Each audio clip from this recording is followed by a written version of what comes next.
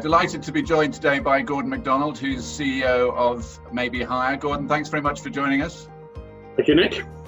So, an interesting times from all of our perspectives, and Boyden's decided to have a series of conversations with CEOs to see how they're operating and managing their way through this particular set of circumstances. Just wondering, given the recessions and given the restructuring programs that you've been through in the past, where does this one figure for you?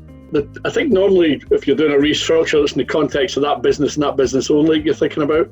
Or if you're in a recession and you're looking at on a more macro level, this seems to hit at every level. I think the sheer scale of it, but also the pace. I think that we've found it's almost a daily intervention requirement, a requirement to change course almost daily, really adjust that very fine tuning, which is a level way beyond anything I've experienced before. And there's going to be intense focus, I guess, on leaders and how instinctively they kind of stepped forward and showed up in this particular crisis.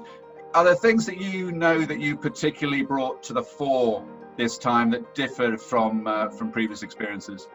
We've talked about this in the past. I think authenticity, easy for me to say, authenticity for me is really important. And I don't think you should try and fake who you're going to be in a certain situation. I think the more you can be who you are, the more people will take comfort from that.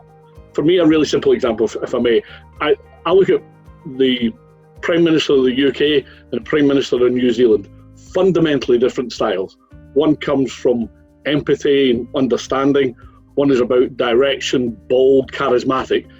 Neither one's right, but both work, and both have worked quite effectively in the current situation. So the best advice I've always given to people is don't try and find your style. Be who you are, be authentic. Probably requires you to open up a little bit more than you normally would. So I think I've found myself sharing a bit more about my own personal feelings, about my own journey through this process than perhaps I would have in normal circumstances. But for me, that's always been the approach: is be authentic, be as real as you can be, share openly, and people will respond to that.